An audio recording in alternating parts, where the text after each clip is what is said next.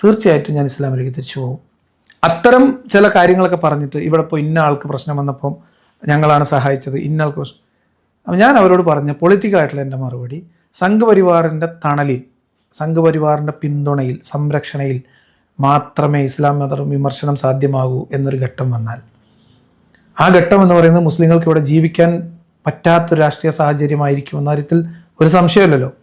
അത്തരൊരു ഘട്ടം വന്നാൽ തീർച്ചയായിട്ടും ഞാൻ ഇസ്ലാമിലേക്ക് തിരിച്ചു പോകും എന്ന് ഞാൻ പറഞ്ഞിട്ടുണ്ട്. അതിൻ്റെ പൊളിറ്റിക്കൽ തീരുമാനമാണ്. ഇപ്പോൾ തമിഴ്നാട്ടിൽ ഇപ്പൊ ഈ ഭാഗം കട്ട് ചെയ്തിട്ട് ഇനിയിപ്പോൾ ലിയാഖത്ത് ഇസ്ലാമിലേക്ക് കഴിഞ്ഞ കുറേ ദിവസങ്ങളായിട്ട് ആളുകൾ ഇങ്ങനെ അയച്ചു തന്നുകൊണ്ടിരിക്കുന്ന ഒരു സാധനമാണ് എന്തോ നമ്മുടെ ലിയാഖത്തിൻ്റെ തന്നെ. ലിയാഖത്ത് എന്തോ പറഞ്ഞു, എന്താണ് ഇന്ത്യയിൽ മുസ്ലിങ്ങൾക്ക് ജീവിക്കാൻ പറ്റാത്തൊരവസ്ഥ ഉണ്ടായാൽ, അവർക്ക് എന്തോ ചെയ്യാൻ പറ്റാതെ വന്നു കഴിഞ്ഞാൽ ഞാൻ ഇസ്ലാമിലേക്ക് തിരിച്ചു പോകും എന്നാണ് പറയുന്നത്. ഈ സ്റ്റേറ്റ്മെൻറ്റ് ഇതൊരു പൊളിറ്റിക്കൽ സ്റ്റേറ്റ്മെൻറ്റ്, ഇത് കട്ട് ചെയ്ത് മുറിച്ചുകൊണ്ട് പോകരുത് എന്നൊക്കെ പറയുന്നുണ്ട്. അതുകൊണ്ട് ഞാൻ മുറിച്ചിട്ടൊന്നുമില്ല. ആ പറഞ്ഞ സ്റ്റേറ്റ്മെൻറ്റ് നമ്മളൊന്ന് പരിശോധിക്കുക. അതായത് നിങ്ങൾ എന്തിനാണ് മതം വിട്ടത്? ഒരു എക്സ് മുസ്ലിം ആവുന്നത് എപ്പോഴാണ്? നമ്മൾ എങ്ങനെയാണ് എക്സ് മുസ്ലിം ആയത്? നമ്മൾ എക്സ് മുസ്ലിം ആയത് ഇസ്ലാം ഫാഷിസമാണെന്ന് മനസ്സിലാക്കിയിട്ട്, ഇസ്ലാം വളരെ മാനവിക വിരുദ്ധമാണെന്ന് മനസ്സിലാക്കിയിട്ട്, ഇസ്ലാം വളരെ തെറ്റാണ്, ഒരു തെണ്ടിത്തരമാണ്, ഒരു മനുഷ്യനാണോ നിങ്ങൾക്ക് ഒരു കാരണവശാലും അതുമായിട്ട് മുന്നോട്ട് പോകാൻ പറ്റില്ല എന്ന കൃത്യമായ ഒരു സാധനം അത് മനസ്സിലാക്കിയിട്ടല്ലേ നമ്മൾ സത്യത്തിൽ ഇസ്ലാമിൽ നിന്ന് പുറത്ത് കിടന്ന് എക്സ് മുസ്ലിം ആയത് അപ്പോഴല്ലേ. എന്നിട്ട് നിങ്ങളിപ്പോൾ ഈ ഒരു സ്റ്റേറ്റ്മെൻറ്റ് വെക്കുമ്പോൾ നിങ്ങൾ എന്താ പറയുന്നത്? മുസ്ലിങ്ങൾക്ക് അങ്ങനെ ഒരു സാധ്യത വന്നാൽ ഉടനെ നമ്മൾ തിരിച്ച്, ഒരു പ്രശ്നം വന്നാൽ ഉടനെ നമ്മൾ ഇസ്ലാമിലേക്ക് പോകുമെന്ന് പറയുമ്പോൾ, അത്യാവശ്യ ഘട്ടങ്ങളിൽ നിങ്ങൾക്ക് ഫാഷിസം ആകാം, നിങ്ങൾക്ക് തെണ്ടിത്തരമൊക്കെ ആകാം, അടിമയെ പൂശലാകാം, ഭാര്യയെ തള്ളലാകാം എന്നാണ് ഈ പറഞ്ഞു വെച്ചത്. നിങ്ങളിത് ഇപ്പോൾ നമ്മളിവിടെ നമ്മളുടെ നാട്സികളെ കുറിച്ച് നമ്മൾ പറയുന്നു. നാസിസത്തെ എതിർക്കാൻ വേണ്ടിയിട്ട് ഇവിടെ പല പൊളിറ്റിക്കൽ മൂവ്മെൻറ്റ്സ്, അപ്രൈസിങ്സ് ഇവിടെ ഉണ്ടായിട്ടുണ്ട്. അവർക്കെതിരെ വലിയ യുദ്ധങ്ങൾ വരെ ഉണ്ടായിട്ടുണ്ട്. അപ്പോൾ അങ്ങനെ നാസികൾ വേട്ടയാടുന്നു, അവർക്ക് ഇവിടെ നിലനിൽക്കാൻ കഴിയുന്നില്ല എന്നൊരു നില വന്നപ്പോൾ നാസികളിൽ നിന്നും പുറത്തു ചാടി മാനവികവാദികളായി മാറിയ ആളുകൾ അങ്ങനെ വന്നിട്ട് ഞാൻ വീണ്ടും നാസിയാകും, ഞാനും ഒരു നാസി സപ്പോർട്ടറാകും എന്ന് പറഞ്ഞിട്ട് നമുക്ക് തിരിച്ചു പോകാൻ തോന്നുന്നു. അങ്ങനെ പോയാൽ എന്തായിരിക്കും നമ്മൾ അവനെ വിളിക്കുക? ഇതാണ് എനിക്ക് ചോദിക്കാനുള്ളത്. അപ്പോൾ ഇതിലെ പ്രശ്നം എന്താണെന്ന് പറഞ്ഞു കഴിഞ്ഞാൽ ബേസിക്കായിട്ട് കൺഫ്യൂഷനാണ്. എന്തിനാണ് മതം വിട്ടതെന്ന് അറിയില്ല, ഇതാണ് അതിൻ്റെ പ്രശ്നം. അപ്പോൾ ലിയാഖത്തിനോടൊക്കെ എനിക്ക് പറയാനുള്ളത്, നിങ്ങൾ മതം വിടേണ്ടിയിരുന്നില്ല എന്നാണ് എനിക്കിപ്പോൾ പറയാനുള്ളത്. ഉള്ള കാര്യം പറയാലോ, പച്ചയ്ക്ക് പറയുകയാണെങ്കിൽ അത് തന്നെയാണ്. ഇതുപോലുള്ള സ്റ്റേറ്റ്മെൻറ്റ്സ് വെക്കുമ്പോഴുള്ള കുഴപ്പം, ഒന്ന്, ഈ മതം വിടാനോ ഈ വിഷയത്തെ പഠിച്ച് മുന്നോട്ട് വരുന്ന ആളുകൾക്ക് കൺഫ്യൂഷൻ ഉണ്ടാക്കുകയാണ് നിങ്ങൾ ചെയ്യുന്നത്, ഒന്നാമത്തെ കാര്യം. പിന്നെ ഇത് ഈ എക്സ് മുസ്ലിങ്ങളായിട്ടുള്ള ആളുകൾ അവർ ഒരു ഘട്ടം കഴിയുമ്പോൾ അവർ ഇസ്ലാമിക് ടെററിനോടൊപ്പം, ഇസ്ലാമിസത്തോടൊപ്പം ചേരാൻ സാധ്യതയുള്ളൊരു കൂട്ടമാണ് എന്നും കൂടിയാണ് ഇവിടെ പറഞ്ഞു വെക്കുമ്പോൾ സത്യത്തിൽ മുസ്ലിങ്ങളുടെ ജീവിതം കൂടുതൽ കുഴപ്പത്തിലാക്കും കൂടിയാണ് ചെയ്യുന്നത്. ലിയാഖത്തിൻ്റെ ആ സ്റ്റേറ്റ്മെൻറ്റ് സത്യത്തിൽ മുസ്ലിങ്ങൾക്ക് അപകടമാണ്. അതാണ് ഈ പറഞ്ഞു വെക്കുന്നത്. കാരണം എന്താ, അത് മനസ്സിലാക്കണമെന്നുണ്ടെങ്കിൽ നിങ്ങൾ പറഞ്ഞല്ലോ, ഈ പറയുന്ന സംഘിസം വളർന്ന് അങ്ങനെ ഒരു നില, ഈ സംഘിസം എപ്പോഴാണ് വളരുന്നതെന്നുള്ളതിനെക്കുറിച്ച് നിങ്ങൾക്ക് ഒരു ധാരണയില്ല എന്നുള്ളതാണ് ഇതിൻ്റെ പച്ചയായ യാഥാർത്ഥ്യം. സംഘിസം വെറുതെ അങ്ങ് വളരില്ല. ലോകത്ത് വലതുപക്ഷം ശക്തിപ്പെടുന്നുണ്ടെങ്കിൽ അതിന് പല കാരണങ്ങളുണ്ട് എന്ന് നിങ്ങൾ പറയുകയാണെങ്കിൽ, ഒന്നാമത്തെ കാരണം എന്താണ്? അതിനകത്തൊരു ഒരു റിലീജിയസ് കാരണം തന്നെ വരുന്നുണ്ട്. അതിൽ ഒന്നാമത്തെ കാരണം എന്ന് പറയുന്നത് ഇസ്ലാമാണ്.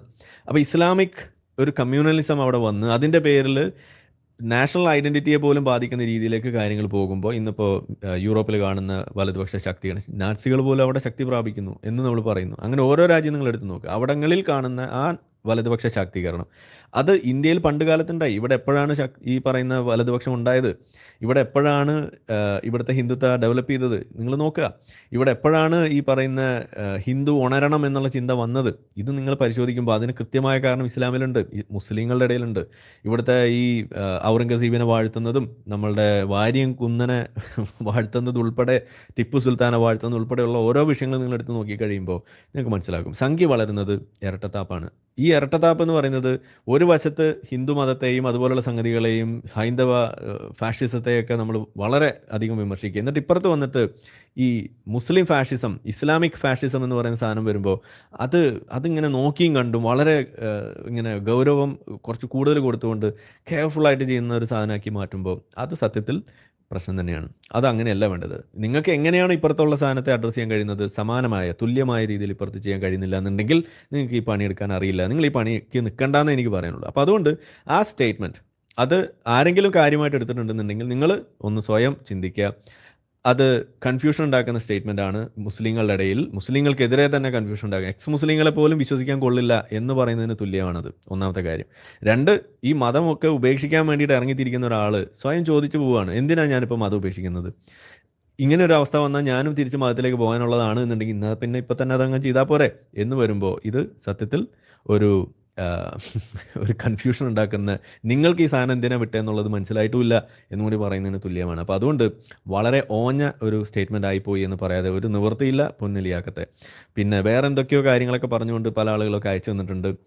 ഒറ്റ കാര്യമേ പറയാനുള്ളൂ, ലിയാക്കത്ത് പണ്ട് പറഞ്ഞതിൽ നിന്നൊക്കെ വളരെയധികം വ്യത്യസ്തമായിട്ട് കാര്യങ്ങൾ പറഞ്ഞുകൊണ്ടിരിക്കുന്നു.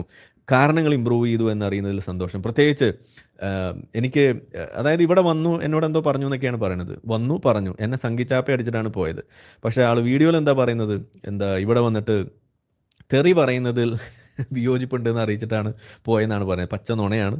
എനിക്കിപ്പോൾ അത് നുണയാണ് സ്ഥാപിക്കേണ്ട കാര്യമൊന്നുമില്ല. അപ്പോൾ ഒരു കാര്യം ഞാൻ മനസ്സിലാക്കുന്നത്, ഈ അസ്കർ അലിയുടെ വിഷയത്തിൽ പോലും അസ്കർ അലിയുടെ കാര്യമൊക്കെ പറയുകയാണെന്നുണ്ടെങ്കിൽ വളരെ തമാശയാണ്. അസ്കർ അലിയുടെ മാന്യത കൊണ്ടാണ് സത്യത്തിൽ ആ വിഷയം അന്ന് അവിടെ തീർന്നത്. അസ്കർ അലി പറഞ്ഞു, ഞാൻ വന്നിട്ട് ഒരു സ്റ്റേറ്റ്മെൻറ്റ് പറഞ്ഞു ഇവിടുത്തെ എക്സ് മുസ്ലിം സംഘടന അന്ന് തകരും, ഇതാണ് അന്ന് അസ്കർ അലി പറഞ്ഞത്.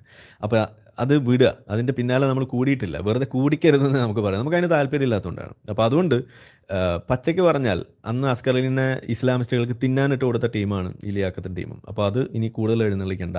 അതുപോലെ തന്നെ ഇപ്പോൾ ഉവൈസിനെയൊക്കെ എക്സ്പോസ് ചെയ്യുന്ന കാര്യത്തിൽ ഇവിടെ വന്നു നിന്ന് കഥയൊക്കെ നമുക്കറിയാം. അപ്പോൾ അതൊക്കെ നമ്മളിവിടെ കണ്ടതാണ്. എക്സ് മുസ്ലിങ്ങളെ സപ്പോർട്ട് ചെയ്യും, അവർക്ക് ജീവിക്കാനുള്ള വഴി ഉണ്ടാക്കി കൊടുക്കുന്നൊക്കെ കുട്ടിഘോഷിച്ച് വന്നിട്ട് അവരുടെ ഐഡൻറ്റിറ്റി പോലും വെളിച്ചത്താക്കി കൊടുത്ത് അവരെ ഇസ്ലാമിസ്റ്റുകൾക്ക് തിന്നാനിട്ട് കൊടുക്കുന്നതിൽ ഒന്നാമനായിട്ട് നിന്ന ആളാണ്. അപ്പോൾ അതുകൊണ്ട് വലിയ വീരവാദമൊന്നും മുഴക്കണ്ട. പിന്നെ അതുകൂടാതെ എന്താണ് ഇതുപോലുള്ള ഓരോ കാര്യങ്ങൾ ആദ്യമൊക്കെ പറഞ്ഞത്, ഇതൊക്കെ ചോദ്യം ചെയ്യുമ്പോൾ ഉടനെ എസൻസ് കാരനാണ്, അപ്പോൾ എസൻസിൻ്റെ പേര് പറഞ്ഞുകൊണ്ട് ആദ്യമൊക്കെ എതിർത്ത്, അത് വിലപ്പോകുന്നില്ല എന്ന് കണ്ടപ്പോൾ പിന്നെ എന്താണ് വലതുപക്ഷ നാസ്തികത, പിന്നെ അങ്ങനെയുള്ള ചില ഈ സംഘിച്ചാപ്പയൊക്കെ അടിച്ചിട്ടായിരുന്നു പിന്നെ കുറേ കാലം നിന്നിരുന്നത്. ഇന്ന് അതും ചിലവാകുന്നില്ല എന്ന് കണ്ടപ്പോൾ ഇപ്പോൾ പറയുന്നത് തെറി വിളിക്കുന്നതാണ്. ഞാൻ വിളിച്ച തെറി എന്താണെന്ന് ആദ്യം പറയും, അതാണ് എനിക്ക് പറയാനുള്ളത്. ഈ പൂശുക എന്നുള്ളതൊക്കെയാണ് നിങ്ങൾ തെറിയെന്ന് ഉദ്ദേശിക്കുന്നുണ്ടെങ്കിൽ ഈ ജബ്ബാർ മാഷ് പൂശുക എന്നുള്ള വാക്ക് ഉപയോഗിക്കുക. അപ്പോൾ ജബ്ബാർ മാഷ് പൂശുക എന്നുള്ള വാക്ക് ഉപയോഗിക്കുമ്പോൾ അത് ഹലാലും ഞാൻ അത് പറയുമ്പോൾ അത് ഹറാമാവുന്നത് എങ്ങനെയാണെന്ന് എനിക്ക് പിടികിട്ടുന്നില്ല. അപ്പോൾ അതുകൊണ്ട് ഈ മാതിരി ഓഞ്ഞ പരിപാടിയൊക്കെ നിർത്തിയിട്ട് നമ്മൾ പറയുന്ന കാര്യങ്ങൾ നിങ്ങൾക്ക് എന്തെങ്കിലും ഉണ്ടെങ്കിൽ അത് പറയാൻ മുന്നോട്ട് വരാം. അവിടെ നമ്മൾ വീണ്ടും പറയുന്നു, ഈ പറയുന്ന തരം വിഷയങ്ങൾ അവിടെ പിന്നെ ഒരു വേദിയിൽ നിന്ന് എന്തോ മുങ്ങി എന്നൊക്കെ പറയുന്ന കാര്യം, അല്ലെങ്കിൽ എന്താണ് ഞാനുണ്ടെങ്കിൽ വരില്ല എന്ന് പറഞ്ഞ് അങ്ങനെ തന്നെയാണ് പറഞ്ഞത്. അതിൻ്റെ ഓർഗനൈസർ എന്നെ വിളിച്ച് പറഞ്ഞ കാര്യമാണ്. അത് ഒരു വേദിയിൽ നിന്നൊന്നുമല്ല, രണ്ടോ മൂന്നോ വേദിയിൽ നിന്ന് ഇതേ സംഭവം ഉണ്ടായിട്ടുണ്ട്. അതെന്നോട് പറഞ്ഞിട്ടുള്ള ആളുകളുണ്ട്, നമുക്ക് ക്ലോസിലി അറിയുന്ന കാര്യമാണ്. ഞാൻ അവരെ വീണ്ടും വിളിച്ച് കൺഫേം ചെയ്ത കാര്യമാണ്. അത് തന്നെയാണ് അവിടെ സംഭവിച്ചിട്ടുള്ളത്. അതായത് വലതുപക്ഷ നാസ്തികതയുമായിട്ട് ഒത്തുചേർന്ന് പോകുന്ന ആളുകളുമായിട്ട് വേദി പങ്കിടാൻ ഞാൻ ഒരുക്കമല്ല എന്നാണ് പറഞ്ഞത്. ഇങ്ങനെ തന്നെയാണ് പറഞ്ഞത്. അപ്പോൾ നമ്മളുടെ അലൈൻമെൻറ്റ്സ്, നമ്മളുടെ അസോസിയേഷൻസ് ആണ് അവിടെ പ്രശ്നമായിട്ടുണ്ടായിരുന്നത്. അത് ഇന്ന് പറയുമ്പോൾ കുടുങ്ങും, അല്ലെങ്കിൽ ഇന്ന് അത് വില പോകുന്നില്ല എന്ന് കാണുമ്പോൾ അത് മെല്ലെ തെറി പറയുന്നു, മോശം ലാംഗ്വേജ് ഉപയോഗിക്കുന്നു എന്നൊക്കെ പറഞ്ഞിട്ട് മാറ്റിയതിൽ എനിക്ക് സന്തോഷമുണ്ട്. അതൊരു അപ്ഗ്രഡേഷനായിട്ടാണ് ഞാൻ കാണുന്നത്. വളരെ നല്ല ഒരു മാറ്റമായിട്ട് ഞാൻ അതിനെ വിലയിരുത്തുന്നു. ഏതായാലും സംഖ്യയാകുന്നത് വലിയ തെറ്റൊന്നുമില്ല എന്ന് പറയുന്നൊരു കാര്യം. പിന്നെന്തോ ഫണ്ട് കിട്ടുന്നതിനെ കുറിച്ചൊക്കെ പറയുന്നത് കേട്ടു. അതായത് എന്താണ് ഇസ്ലാമിസ്റ്റുകൾ ഓഫർ വെച്ചിട്ടുണ്ട്, സംഘികൾ ഓഫർ വെച്ചിട്ടില്ല എന്ന് പറയുന്നൊരു സ്റ്റേറ്റ്മെൻറ്റ് കണ്ടു. അപ്പോൾ ഇസ്ലാമിസ്റ്റുകൾക്ക് ഫണ്ട് എറിഞ്ഞാൽ വീഴാൻ സാധ്യതയുള്ള ഒരാളാണ് എന്ന് അവർക്ക് തോന്നിയിട്ടുണ്ടെങ്കിൽ ലിയാക്കത്ത് പറഞ്ഞുകൊണ്ടിരിക്കുന്ന കാര്യങ്ങൾ ഒന്ന് പരിശോധിക്കുന്നത് നല്ലതായിരിക്കും എന്നാണ് എനിക്ക് പറയാനുള്ളത്. ഏതായാലും എൻ്റെ അടുത്തേക്ക് സംഘിയും വന്നിട്ടില്ല, മങ്കിയും വന്നിട്ടില്ല, ഒരു ഇസ്ലാമിസ്റ്റും വന്നിട്ടില്ല, ജൂതം പോലും വന്നിട്ടില്ല എന്ന് പറയുന്നിടത്ത് നമുക്കതിൽ അഭിമാനമേ ഉള്ളൂ. നമ്മുടെ അടുത്തേക്ക് ആരും വന്നിട്ടില്ല, അടുപ്പിക്കില്ല എന്നുള്ളതാണ് നമുക്ക് പറയാനുള്ളത്. ഒരാളും വന്നിട്ട് പറയാനുള്ള ഒരു ധൈര്യം നമ്മൾ അവർക്ക് ഉണ്ടാകാതിരിക്കാൻ വേണ്ടിയിട്ടുള്ള എല്ലാ പണിയും നമ്മളോട് ഒപ്പിച്ചിട്ടുണ്ട്. എൻ്റെ മുന്നിൽ വന്നിട്ട് ആരും ചോദിക്കില്ല. അങ്ങനെ നമുക്ക് വിലയിടാൻ ഇവിടെ ഒരു കാക്കാനും തയ്യാറാകില്ല എന്നുള്ളതാണ്. അപ്പോൾ അതാണ് ഞാൻ ഇതിനകത്ത് കാണുന്ന ഒരു ബെറ്റർ പൊസിഷൻ എന്ന് പറയുന്നത്. അപ്പോൾ അതുകൊണ്ട് ഈ മാന്യത, ഈ വിർച്വൽ സിഗ്നലിംഗ് നടത്തിക്കൊണ്ട് കപട മാന്യത വെച്ചുകൊണ്ട് ഇങ്ങനെ പറഞ്ഞുകൊണ്ടിരിക്കണം, അതൊക്കെ നിർത്തിയിട്ട് ഈ കോമൺ ഗോളിന് വേണ്ടിയിട്ട് നിൽക്കാൻ ശ്രമിക്കുക. പിന്നെ ലിയാക്കത്ത് എന്ന വ്യക്തിയെ അല്ല ഞാനിവിടെ ഒരിക്കലും പ്രൊമോട്ട് ചെയ്തിട്ടുള്ളത്. ലിയാക്കത്തിൻ്റെ വീഡിയോ അത് നാട്ടുകാർ കണ്ടാൽ നാലാൾക്ക് എന്തെങ്കിലും വിവരം കിട്ടിക്കോട്ടെ എന്ന് വിചാരിച്ചിട്ടാണ്. അത് ലിയാക്കത്തിനുള്ള പ്രൊമോഷനായിട്ട് ലിയാക്കത്തിന് തെറ്റിദ്ധാരണ ഉണ്ടെങ്കിൽ അതങ്ങ് മാറ്റി വെച്ച് നോക്കൂ. നമ്മൾ എന്തിനാണ് ഒരു കാര്യം ചെയ്യുമ്പോൾ അത് വ്യക്തിയിലേക്ക് ചുരുക്കുന്നതെന്നാണ് എനിക്ക് ചോദിക്കാനുള്ളത്. ഇത് ഒരു കോമൺ ഗോളിന് വേണ്ടിയിട്ട് ചെയ്യുന്ന കാര്യങ്ങൾ, ആ ഗോളാണ് എൻ്റെ മുന്നിൽ നിൽക്കുന്ന കാര്യം. അതിന് വേണ്ടിയിട്ട് ഇപ്പം ഇനിയും ഞാൻ ലിയാക്കത്ത് ചെയ്യുന്ന കാര്യങ്ങൾ ഞാനിവിടെ പ്രചരിപ്പിക്കും, അതിവിടെ ഷെയർ ചെയ്യും, അതിനെക്കുറിച്ച് പറയും. അപ്പോൾ അത് മനസ്സിലാക്കാതെ അത് എന്നെ പ്രചരിപ്പിക്കുന്നു തോന്നുന്നുണ്ടെങ്കിൽ അത് ഈ എന്താണ് മെഗലോമാനിയ എന്നൊക്കെ പറയുന്ന മാതിരി ഒരു സാധനമാണ്. അത് എന്നെക്കുറിച്ചാണെന്നുള്ളൊരു തോന്നൽ, അതിൻ്റെ പ്രശ്നമാണത്. അത് തിരുത്തിയാൽ മതി. അത് നമ്മൾ പണ്ട് നല്ല അബ്ദുള്ള ബാസിൽ ക്ലാസ് എടുത്ത് തന്നിട്ടുണ്ടല്ലോ, ലിയാക്കത്തിന് അങ്ങനെ ഒരു പ്രശ്നം ഉണ്ടെന്നുള്ളത്. അപ്പോൾ ലിയാക്കത്ത് ആ ക്ലാസ് ഒന്നുകൂടി ഒന്ന് കേട്ട് കഴിഞ്ഞാൽ കാര്യം പിടികിട്ടും. ഇതെല്ലാം എന്നെക്കുറിച്ച് പറയുന്നു എന്നുള്ളൊരു തോന്നൽ ഇത് മുഹമ്മദ് നബിക്ക് ഉണ്ടായിരുന്നെന്നാണ് അറിയുന്നത്. അതൊന്ന് പരിഹരിച്ചെടുക്കാവുന്ന കാര്യമുള്ളൂ.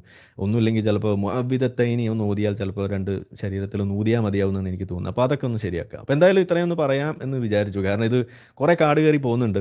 നമ്മളിങ്ങനെ ഒന്ന് പറയണമെന്ന് വിചാരിക്കുന്ന ആൾ, നമ്മളെപ്പോഴും പറയാറുള്ളത് ഈ വ്യക്തിയിലേക്ക് തിരിക്കാതെ പരമാവധി വിഷയം പറഞ്ഞു പോകുക എന്നുള്ളതാണ്. പക്ഷേ ഇവിടെ ഇത് നമ്മളെ കൊണ്ട് പറയിപ്പിക്കുകയാണ്. അപ്പോൾ നുണ പറയുന്നു എന്നുള്ളത് ഞാൻ തൽക്കാലം പറയുന്നില്ല. കാരണം ഇതൊരു ഇമ്പ്രൂവ്മെൻ്റ് ആയിട്ടാണ് ഞാൻ കാണുന്നത്. സംഘിച്ചാപ്പോൾ കുഴപ്പമില്ല, തെറി പറയുന്നതാണ് പ്രശ്നം എന്നുണ്ടെങ്കിൽ അത് ഞാനൊരു നല്ല കാര്യമായിട്ടാണ് കാണുന്നത്. തെറി പറഞ്ഞത് എന്തെന്നുള്ളത് ആദ്യം ഒന്ന് സൂചിപ്പിക്കുക. ഈ പൂശക എന്നുള്ള വാക്കാണ് ഉദ്ദേശിക്കുന്നുണ്ടെങ്കിൽ അത് ജബ്ബാർ മാഷ് പറയാറുള്ള അതേ വാക്ക് തന്നെയാണ്. കോയ എന്നുള്ളതാണെന്നുണ്ടെങ്കിൽ അതും ജബ്ബാർ മാഷ് ഉപയോഗിക്കാറുള്ള വാക്കാണ്. ജബ്ബാർ മാഷക്ക് ഉപയോഗിക്കാമെങ്കിൽ ഞാനും അത് ഉപയോഗിക്കും. അല്ലെങ്കിൽ ജബ്ബാർ മാഷെ കൊണ്ട് അത് ഉപയോഗിക്കുന്നത് നിർത്തിക്കുക. അത് പറ്റുമെങ്കിൽ ഈ പണിക്ക് ഇറങ്ങിയാൽ മതി. അല്ലാതെ വെറുതെ കിടന്നിട്ട് ഈ വിർച്വൽ സിഗ്നലിങ്ങുമായിട്ട് നടന്നാൽ ഈ വഴിക്ക് വരണ്ട. അത് നമ്മൾ ഇഗ്നോർ ചെയ്യും, അത്രയേ ഉള്ളൂ. പക്ഷെ അപ്പോഴും ലിയാക്കത്തായാലും ജബ്ബാർ മാഷായാലും ജാമിദ ടീച്ചറായാലും ആര് തന്നെ ആയാലും ചെയ്യുന്നതിൽ നല്ല കാര്യങ്ങൾ നമുക്ക് കാണാനിട വന്നാൽ നമ്മളത് പ്രചരിപ്പിക്കും. അത് ആ വർക്കിൻ്റെ പ്രചരണമാണ്. അത് ഈ പറയുന്ന ഒരു കോമൺ ഗോളിലേക്ക് അത് എത്തിക്കാൻ വേണ്ടിയിട്ടുള്ള ഒരു കൂട്ടായ പ്രയത്നത്തിൻ്റെ ഭാഗമായിട്ടേ നമ്മളതിനെ കാണുന്നുള്ളൂ. അതിൽ വ്യക്തികൾ ഇവിടെ പ്രശ്നമേ അല്ല. എൻ്റെ മുന്നിൽ അങ്ങനെ ഒരു കൺസിഡറേഷൻ ഇല്ല എന്നുള്ളതാണ്. അത് ആര് തന്നെ ആയാലും, അതിപ്പോൾ ഇനി സദീഖത്ത് ടീച്ചറായാലും അങ്ങനെ തന്നെയാണെന്നാണ് നമുക്ക് പറയാനുള്ളത്. അപ്പോൾ ടീച്ചറും കൂടി കേൾക്കാൻ വേണ്ടിയിട്ടാണ് പറയുന്നത്. അപ്പോൾ ഏതായാലും ഞാനിവിടെ വൈൻഡപ്പ് ചെയ്യുന്നു. നമുക്ക് അടുത്ത 9 മണിയുടെ ലൈവിൽ കാണാം. 10-15 മിനിറ്റ് ഉണ്ട്. അപ്പോൾ അവിടെ നമുക്ക് കൂടാം. ഓക്കെ, അപ്പോൾ എല്ലാവർക്കും ഗുഡ് നൈറ്റ്. വീഡിയോ കണ്ടുകൊണ്ടിരിക്കുന്ന ആളുകളൊക്കെ ഒന്ന് ലൈക്ക് ചെയ്യുക, ഷെയർ ചെയ്യുക, സബ്സ്ക്രൈബ് ചെയ്യുക. നമുക്ക് അടുത്ത ദിവസം വീണ്ടും കാണാം. ഓക്കെ, നമ്മളെ വീഡിയോ കണ്ടുകൊണ്ടിരിക്കുന്ന ആളുകൾ ചാനൽ സബ്സ്ക്രൈബ് ചെയ്തിട്ടില്ല എന്നുണ്ടെങ്കിൽ അത് ചെയ്ത് നമ്മളെ സപ്പോർട്ട് ചെയ്യുക.